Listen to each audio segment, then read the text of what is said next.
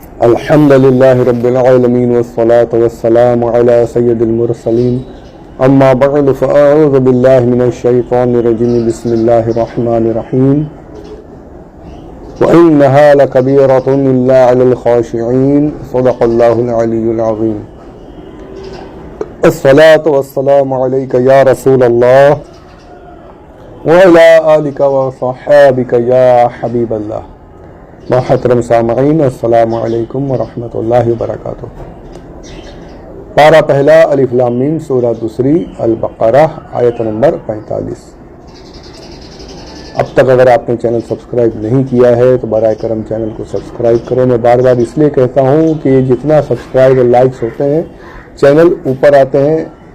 میں زیادہ اس پہ یہاں وہاں جو کرنا کر بھی نہیں پاتا ہوں. آپ لوگوں کی ہی محبت رہی تو آگے بڑھیں گے, ورنہ آپ دیکھ رہے ہیں کہ 2-2.5 سال جو اللہ نے کروا لی کوشش, پر وہ بات نہیں جو ہونا چاہیے.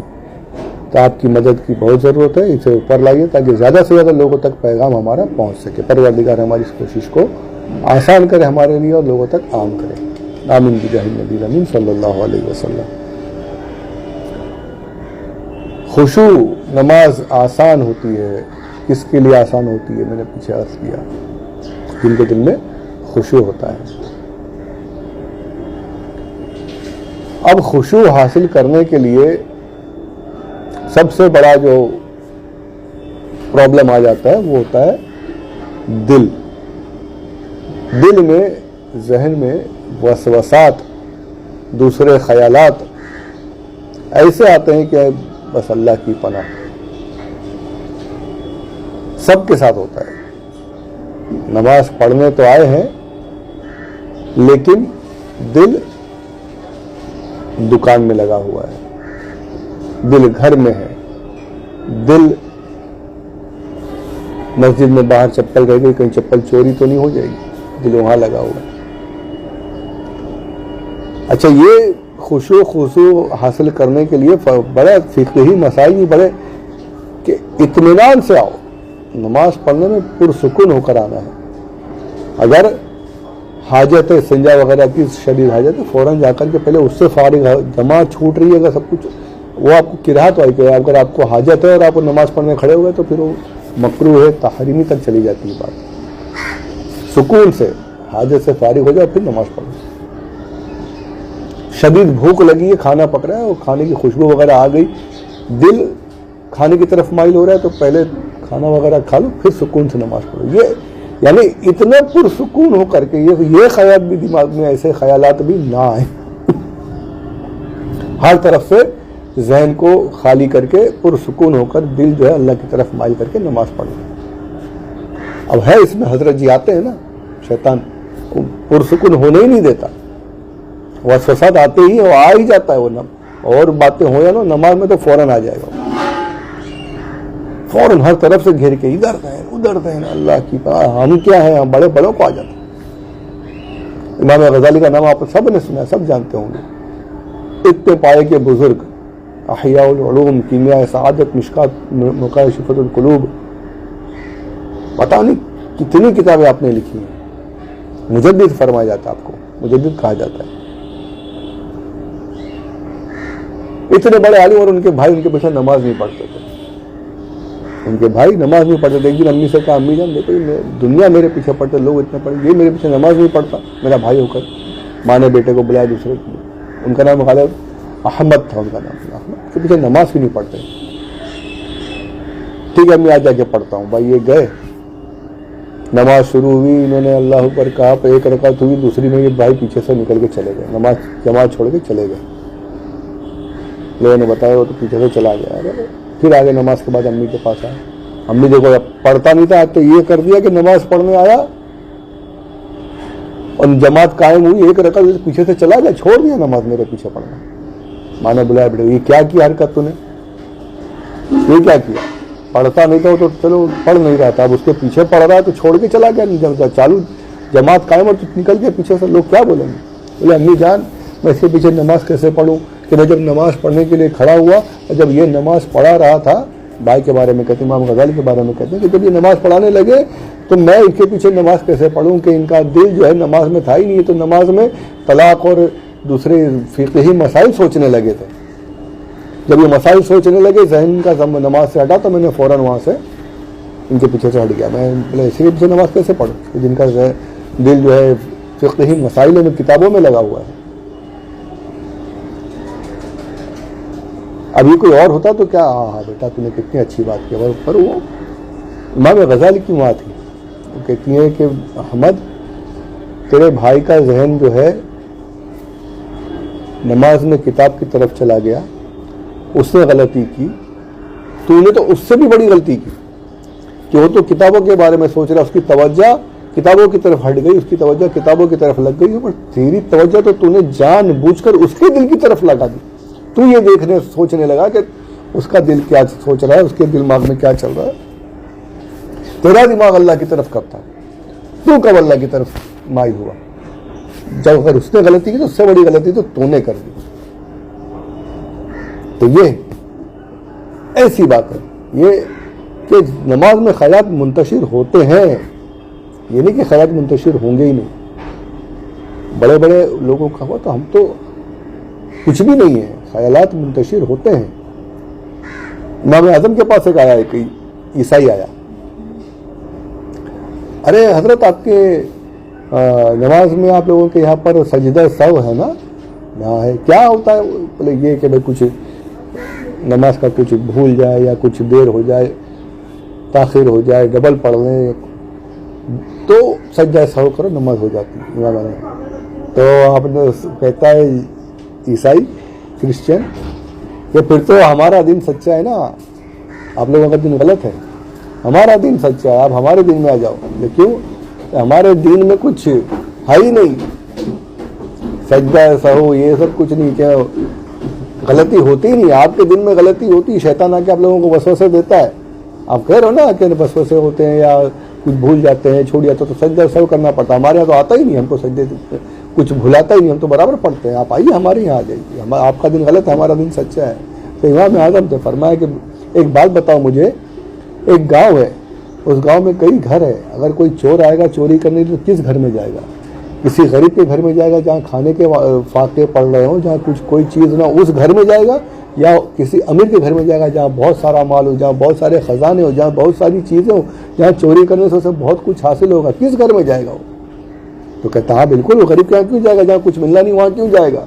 जहाँ कुछ हासिल होने वाला होगा वहीं जाएगा ना। जहाँ चोरियाँ, अगर चोरी करने में कुछ मिले नहीं वहाँ जाकर उससे फ़ायदा क्या?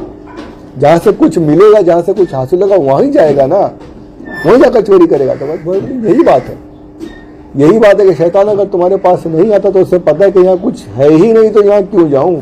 हमारी तरफ इसलिए आता है, हमें इसलिए वसवसे डालता है कि उसे पता है सब कुछ यहीं पर है। इस्लाम ही सच्चा दीन है, इस्लाम ही सच्चा मजहब है कि इसी को जाकर गुमराह करो, इसी को जाकर के बहकाओ, इसी को जाकर वसवसे डालो ताकि इसकी नमाज़ें ख़राब हो, उसकी इबादतें ख़राब हो, और कोशिश ये करोगे इसका ईमान ही ख़राब हो जाए। तो उस दौलत को छीनने के लिए, उस ख़जाने को हासिल करने के लिए शैतान हमारे पास आता है और तुम्हारे पास नहीं आता। हमारा दीन ही सच्चा है और इसके अलावा कोई दिन सच्चा नहीं। सुभान अल्लाह। तो वसवसे आना, नमाज में, इबादतों में ख़यालात का मुंतशिर होना, ये बिल्कुल फितरी अमल है, ये फितरत है, आएगा वो, वसवसे ज़रूर आएंगे। पर बात यह है कि वसवसे जब आए तो फ़ौरन फिर जहन को वापस नमाज की तरफ माइल करें। आदमी इबादतों की तरफ माइल हो, वसवसे आए तो फिर वहीं पर बहकता ही ना चला जाए कि फिर रकात भी याद नहीं, क्या पढ़ा वो भी भूल गए और कुछ पता ही नहीं चल रहा है और बस उठ बैठ हो रही है, वो नहीं हो। फ़ौरन जहन को वापस नमाज की तरफ माइल करना। अच्छा, शैतान बड़ा, ये भी समझ लीजिए, इसकी मक्कारियाँ बहुत बहुत ज़्यादा है। ऐसी कि भाई बोलते हैं जैसा गिरा वैसी पूरी, वैसा जैसा जिसको देखता है कि इस तरीके से मेरे फंदे में फंसेगा वैसा फंसाता है। इमाम आज़म का एक वाक़या बड़ा प्यारा मुझे याद आता है कि एक शख्स आया, हज़रत बड़ा बिल्कुल एकदम रोती सूरत, क्या हो गया? मैं बड़ी तकलीफ़ में, हज़रत क्या हो गया? मेरी सोने की अशरफियाँ जो होती हैं, अशरफियों की एक थैली मैंने बांध कर रखी थी, अशरफियाँ भरी थी उसमें, वो अशरफियों की थैली मुझे याद ही नहीं आ रहा कहाँ रख दी, मिल ही नहीं रही है, मिल ही नहीं रही है। अब मैं क्या करूं, बड़ा परेशान हो गया, मेरा पूरा माल सब खत्म हो जाएगा, मैं बर्बाद हो जाऊंगा। आपने कहा ठीक है, एक काम कर, वज़ू कर, मस्जिद में जा, नमाज पढ़, रात भर नमाजें पढ़, تجھے یاد آ جائے گا، رات بھر نمازیں پڑھ۔ اچھا اگر میں کوشش کرتا ہوں، گیا 5 منٹ میں واپس آ گیا، 5 منٹ میں آ گیا، ارے حضرت آپ نے کیا عمل بتایا، کیا آپ نے عمل بتایا کہ رات بھر نماز پڑھو مجھے یاد آ جائے گا، میں پتہ چل جائے گا اشرفیوں کی تھیلی کہاں ہے۔ مجھے تو پہلی رکعت میں نے پڑھی تھی، پہلے ہی پڑھا اور فوراً مجھے یاد آ گیا کہ میں نے اشرفیوں کی وہ تھیلی سونے کے سکے کہاں رکھے، میں نے نماز پوری کی، جا کر کے دیکھی یہ سونے کے سکے تھیلی مجھے مل گئی۔ امام اعظم کہتے ہیں ارے میں یہ جانتا تھا کہ یہ ہوگا، میں جانتا تھا کہ یہی ہوگا، تو نے جو رکھا تھا تو بھول گیا کہاں رکھا ہے، میں جانتا تھا کہ یہ اگر تو نماز پڑھنے کھڑا ہوگا تو شیطان تجھے پڑھنے دے گا ہی نہیں۔ وہ کیسے چاہے گا کہ تو رات بھر نمازیں پڑھے، کیسے چاہے گا کہ تو رات بھر نمازیں پڑھے، اس لیے اس نے فوراً پہلی رکعت میں ہی آ کر کے تجھے یاد دلا دیا کہ نماز تھیلی کہاں ہے، اور تجھے تھیلی تو دلا دی، تیرے ذہن کو یاد تو دلا دیا، پر تجھے نمازوں سے روک دیا اور تو نے نمازیں چھوڑ دی، تھیلی حاصل کر لی۔ بات تو تب بنتی کہ جب اگر اس نے یاد آ گیا تجھے تو اس کے شکرانے میں تو اور زیادہ نمازیں پڑھتا، تو شیطان کو بھی مات ہوتی، شیطان کو بھی تکلیف پہنچتی اور تجھے تیری چیز بھی مل جاتی۔ شیطان نے تجھے نماز سے روکا اور اشرفیوں میں تیرا دل لگا دیا۔ دیکھا آپ نے کیسے کیسے وسوسے ڈالتا ہے، کیسے ذہن کو منتشر کرتا ہے، کیسے نماز سے روکتا ہے۔ یہی ہمارے ساتھ بھی ہوتا ہے، یہی ہمارے ساتھ بھی ہوتا ہے، ہمارے ساتھ چیزیں ہوتی ہیں، نماز میں خیالات آتے ہیں، خشوع غائب کرنے کی کوشش کرتا ہے، خشوع ختم ہو جائے یہ کوشش ہمیشہ جاری رہتی ہے۔ بہت کچھ ہوتا ہے، میں بھی لطیفے بھی آپ نے سنے ہوں گے کیا کیا ہوتا ہے نمازوں میں، ایسی چیزیں۔ تو بات یہ ہے کہ اگر ایسے خیالات آ رہے ہیں تو ذہن کو وہاں سے ہٹا کر کے واپس نماز کی طرف متوجہ ہونا، یہ مومن کی نشانی ہے۔ خیالات تو آئیں گے، وسوسات تو آئیں گے، شیطان تو اپنا کام ضرور کرے گا، پر ہمیں ان خیالات سے ہٹ کر کے دوبارہ نماز کی طرف مائل ہونا ہے، نماز کی طرف راغب ہونا ہے، عبادتوں کی طرف راغب رہنا ہے، یہ ہے صحیح طریقہ۔ تو پھر جا کر کے الا علی الخاشعین کے صف میں شامل ہو جائیں گے انشاءاللہ۔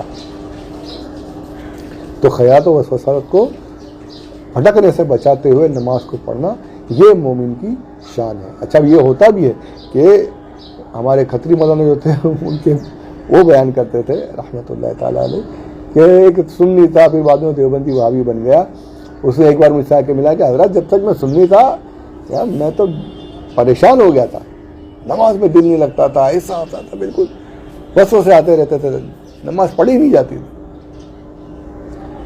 لیکن جب سے میں تبلیغی جماعت میں جانے لگا ہوں، جب سے میں تبلیغیوں کے ساتھ ہو گیا ہوں، بالکل وسوسے آتے ہی نہیں، بالکل آرام سے سکون سے نماز پڑھتا ہوں۔ تو آپ نے کہا ارے تو اب بھی نہیں سمجھا نادان، جب تک تو سن نہیں تھا تجھے وسوسے کیوں آ رہے تھے، یہاں پر وسوسے کیوں نہیں آ رہے، کیوں پریشان نہیں ہو رہا ہے؟ کیونکہ شیطان بھی جانتا ہے کہ تو اب ایمان والا نہیں رہا، تیرا ایمان ختم ہو گیا ہے۔ اب تو چاہے لاکھ سر پٹک لے، لاکھ سجدے کر لے، لاکھ نمازیں پڑھے، تجھے کچھ حاصل ہونا ہے نہیں، اس لیے تو جا کر وسوسے دیتا ہی نہیں۔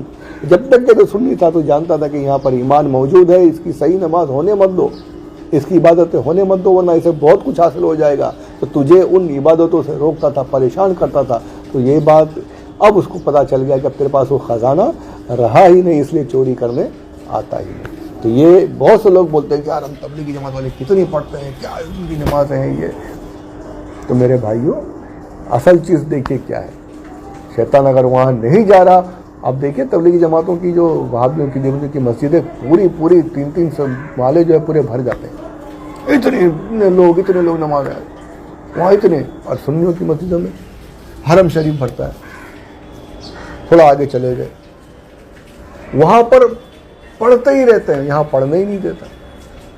تو وجہ صرف صاف یہی نظر آتی ہے کہ اسے پتہ یہ لاکھ سجدے کر لیں، لاکھ عبادتیں کر لیں، ارے میں نے ایک نہیں کیا تو میرا یہ حال ہو گیا، گستاخی کی کوئی بھی، میرا ساری عبادتیں، کروڑوں عبادتیں، سال کی کروڑوں عبادتیں سب برباد ہو گئی، کروڑوں سال کی عبادتیں برباد ہو گئی۔ تو یہ کتنی بھی کر لیں، ایک نبی کی گستاخی میں نے کی، آدم علیہ السلام کی، تو میرا یہ حال ہو گیا۔ یہ تو سید المعصومین، سب سید الابرار حضور اکرم صلی اللہ علیہ وآلہ وسلم کی گستاخی کریں تو ان کی عبادتیں کہاں سے قبول ہوں گی؟ اس لیے ان کو خوب پڑھاتا ہے اور سنیوں کو پڑھنے سے روکتا ہے کہ اگر یہ ایک بھی کر لیں گے اللہ قبول کر لے گا، تو میرے ہاتھ سے نکل گیا۔ ان کا ایک سجدہ بھی اگر صحیح ہو گیا، اللہ نے ان کو ایک سجدے کے صدقے میں اللہ ان کو معاف کر دے گا، تو پڑھنے ہی نہیں دیتا، ان کو روکتا نہیں، ہم کو پڑھنے دیتا نہیں۔ تو اس لیے یہ مت دیکھیے کہ وہاں اتنا ہو رہا ہے ہم نہیں پڑھے، وہ صحیح ہم نہیں، ایمان کیا ہے؟ تو اللہ ہمیں ایمان والا بنائے، سچے معنوں میں نمازی بنائے، صحیح معنوں میں خشوع و خضوع کے ساتھ نماز پڑھنے والا بنائے، اور خشوع و خضوع کے ساتھ نماز پڑھنے کے ساتھ ساتھ صحیح معنوں میں مسلمان اور مومن بنائے رکھے، گستاخوں سے بچائے، اور اپنے پیارے حبیب صلی اللہ علیہ وآلہ وسلم کا سچا وفادار بنائے۔ آمین بجاہ نبی الامین صلی اللہ علیہ وسلم، وما علینا الا البلاغ المبین۔